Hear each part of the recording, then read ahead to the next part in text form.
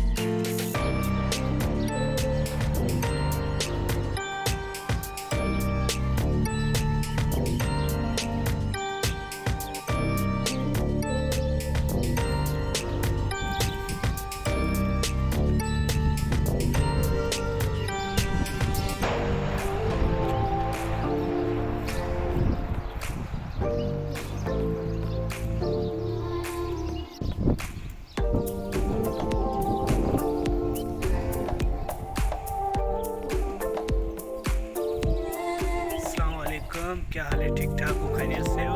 और सुनाओ कैसे हो? ये आपके लिए वीडियो बनाई है। रमज़ान का महीना है, बहुत अच्छी वीडियो है। आप लोगों को अच्छी लगे तो लाइक और सब्सक्राइब करना ना भूलना। ओके, अल्लाह हाफ़िज़।